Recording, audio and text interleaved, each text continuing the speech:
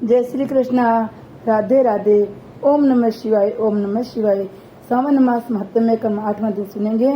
हमने एकम दूज और तीज के व्रत की विधि सुनी। अब हम चतुर्थी पंचमी तीज की व्रत की विधि सुनेंगे।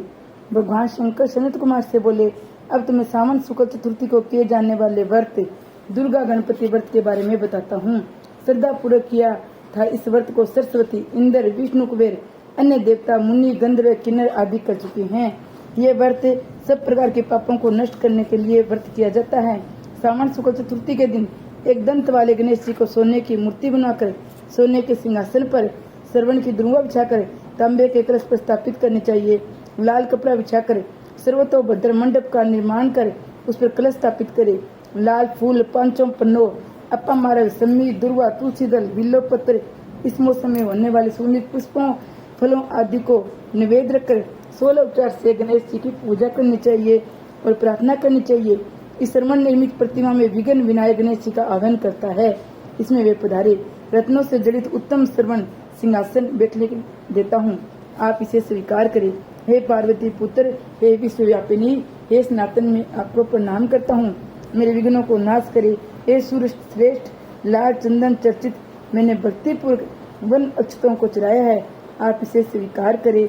लोगों के अनुग्रह के लिए दानों के विनाश हेतु एक दंत ये आपका पतवार है।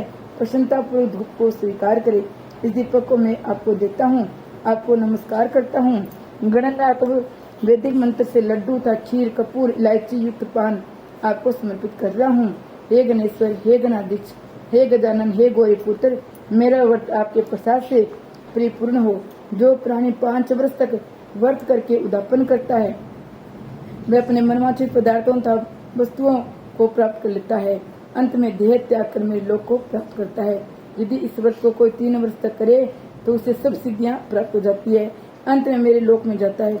इस उत्तम व्रत को जो प्राणी उद्यापन के बिना करता है, यथा विधि पूरा व्रत करने पर भी उसका व्रत निष्फल हो जाता है। उद्यापन अवश्य करना चाहिए। उद्यापन के दिन तिलों को जल में मिलाकर स्नान करना चाहिए।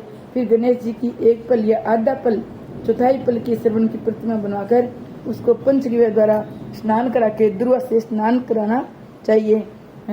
हे गणाधीश, उमासुत, विघ्न विनाशक, आपको नमस्कार है।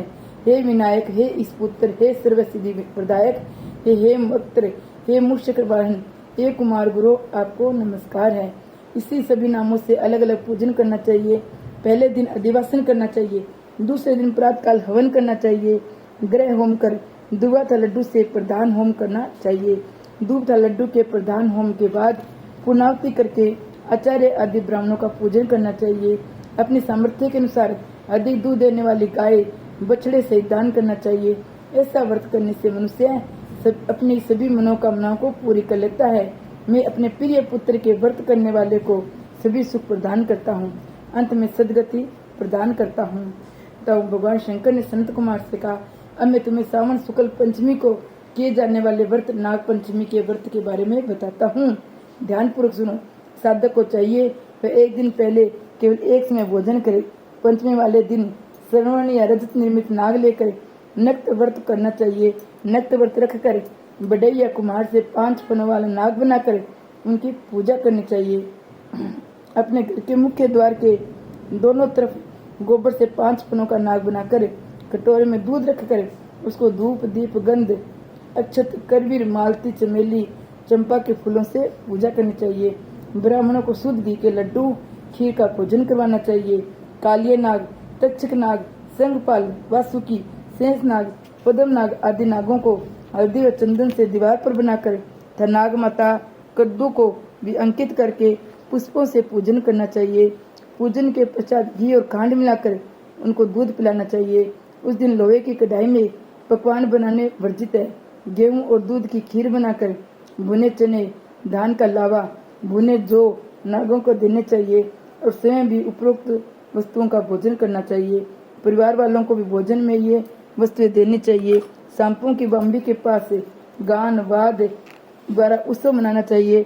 ऐसा करने वाले मनुष्य को जीवन भर कभी सर्प डसने का भय नहीं रहता है। सर्प के दर्शन करने से ही मनुष्य अधोगति को प्राप्त होता है। सर्प तमोगुणी होता है। विधि पूर्वक ब्राह्मण सहित नाग का निर्माण करके पूजा करनी चाहिए। इस तरह 12 महीनों की शुक्ल पक्ष की पंचमी का व्रत करते रहना चाहिए। वर्ष की समाप्ति पर शुक्ल पक्ष पंचमी को फिर से नागों की पूजा करनी चाहिए। शिव नारायण जो सब स्थानों पर स्थित है, सब वस्तुओं को प्रदान करने की क्षमता रखते हैं, जो अपराजित है, उनके स्मरण करके निम्न वचन कहने चाहिए।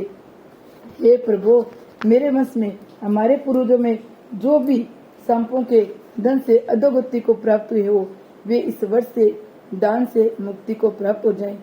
इस प्रकार उच्चारण करके सफेद चंदन युक्त चावल के पानी को भक्ति पूर्वक वासुदेव श्री कृष्ण के निमित्त जल में छोड़ देना चाहिए।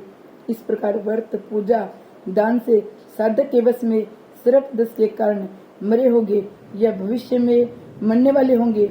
हे सनत कुमार, वे सब सर्प योनि से मुक्त होकर स्वर्ग लोक में पहुंच जाएंगे। इस प्रकार व्रत करने वाला अपने वंश का उद्धार कर शिव जी की सानिध्य में पहुंच जाता है। हे सनत कुमार, जो मनुष्य नाग की हत्या करते हैं, उनके परिवार में अगले जन्म में पुत्र नहीं होता है। यदि होता है तो अधिक समय तक जीवित नहीं रहता।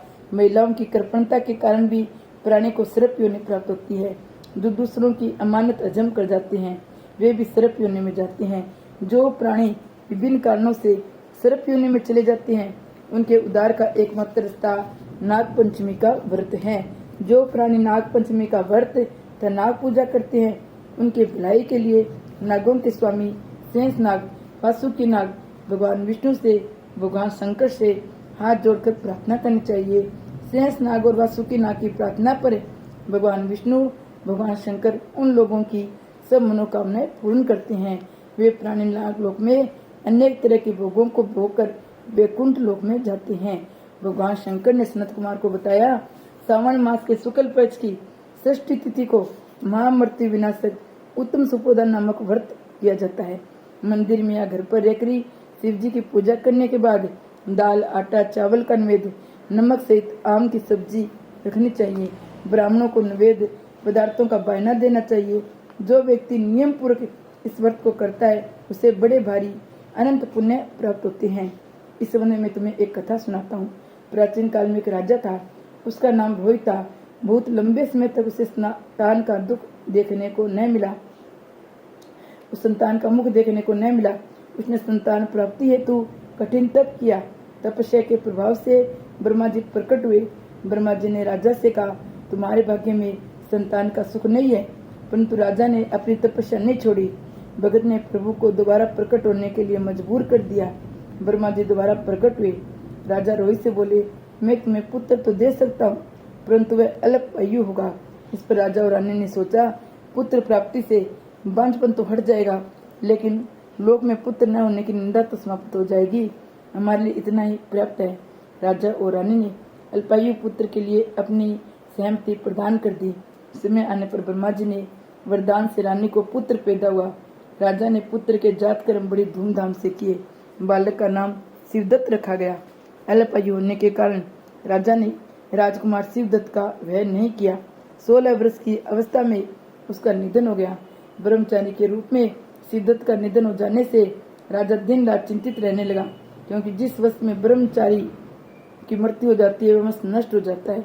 सनत कुमार ने भगवान शिव से पूछा, क्या इसका कोई उपाय नहीं है? यदि कोई उपाय तो मुझे बताइए, जिसके करने से दोष दूर हो जाए। भगवान शंकर बोले, मर्तक यदि स्नातक या ब्रह्मचारी है तो उसका अर्क विधि से वह सहयोग करके पिंपल का पेड़ ब्रह्मचारी को मिलाकर देश काल गोत्र नाम का उच्चारण करते हुए कहना चाहिए कि मैं मृतक ब्रह्मचारी की शांति के लिए नैसर्गिक व्रत करता हूँ।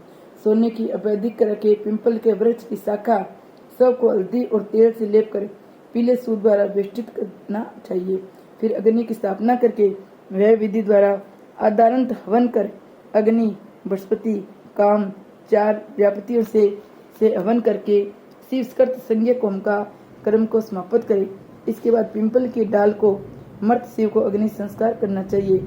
मृत्यु की संभावना और 30 व्रत को 6 वर्ष तक करना चाहिए।